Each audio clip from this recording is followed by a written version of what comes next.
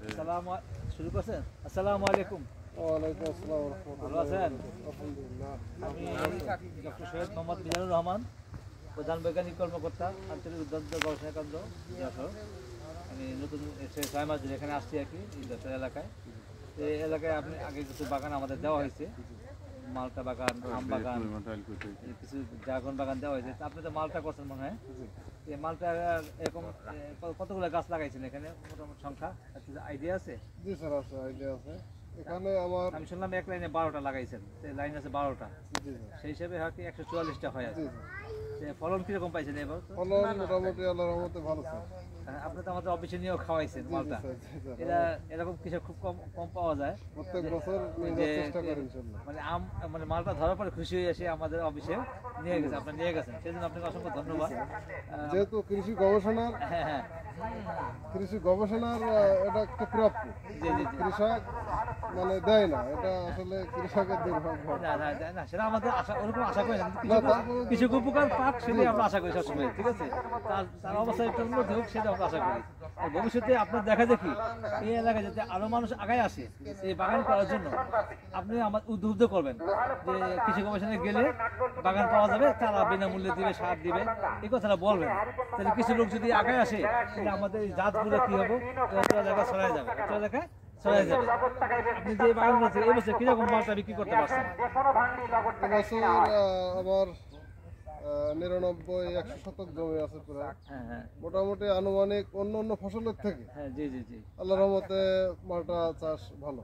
সেই হিসাবে হ্যাঁ হ্যাঁ আমি মালটার দিকে ঝুঁকছি, এবং যদি কেউ মালটা এবং কৃষি গবেষণার ভিতরে যে যে ফসল আছে জি, জি, যদি কেউ করতে চান, অবশ্যই হ্যাঁ কৃষি গবেষণা অবশ্যই সহযোগিতা করবে। জি জি।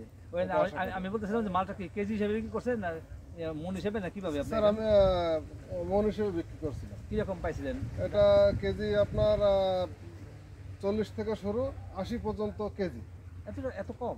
জি স্যার, কম, যেহেতু সে দেশি মালটা, হ্যাঁ হ্যাঁ স্বাদ অতুলনীয়, কিন্তু দেশের মালটা বলে সেই মানুষের চাহিদা কম। একই মালটা স্বাদ কম বেশ, কিন্তু বিদেশ থেকে যেটা আসে সেটা অনেক দাম, অনেক দাম, বুঝতে কিন্তু পারছি। স্বাদ, গুণগত মান এবং বিষ হ্যাঁ। মুক্ত জি জি জি, সেটা মানুষ খেতে চায় না, কারণ দেশি ফল। জি বল। আচ্ছা আরেকটা কথা বলি, এই যে আপনি এত বড় জমি, হ্যাঁ, এই ফাঁকা জায়গা রয়েছে, রোদ পড়তেছে, এখানে আপনি কি আন্তঃফসল হিসেবে কি চাষ করেন? এখানে সাথী ফসল হিসেবে আমি আন্তঃফসল হিসেবে ওল চাষ করি। ওল চাষ করেন? অনেক সময় শীতকালীন সময় আপনার ফুলকপি দেওয়া হয়, হ্যাঁ। পাতা কপি দেওয়া হয়, ও, বিট কপি দেওয়া হয়, এবং আন্তঃফসল এবং ওল এটা আবার যেখানে ছাওয়া পড়ে সেখানে একটু আদাও চাষ করতে পারেন, জি স্যার, জি স্যার। আবার এরকম আর কি পেঁয়াজ করতে পারেন, যেখানে সুবিধা হয়। বিভিন্ন রকম এই যে আন্তঃফসল করে থাকি। অন্যান্য সময়টা খালি রাখেন না প্লটটা, তাহলে কি হলো আপনি একটা সারা বছরের কিছু না কিছু একটা ইনকামের সুযোগ থাকবে।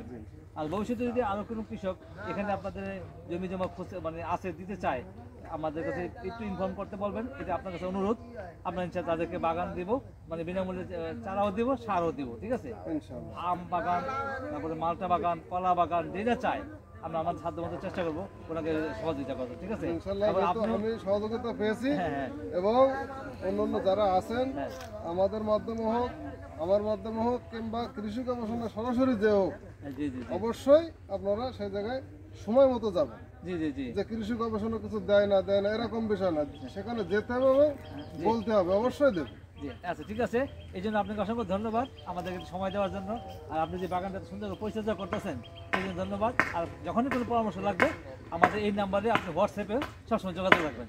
কোনো রোগ দেখা দিলে, কোনো সমস্যা হইলে, কী প্রয়োজন হতে পারে, আমাদের পরামর্শ সবসময় আপনার জন্য দ্বার খোলা থাকবে, ঠিক আছে? আসসালামু আলাইকুম রহমতুল্লাহ।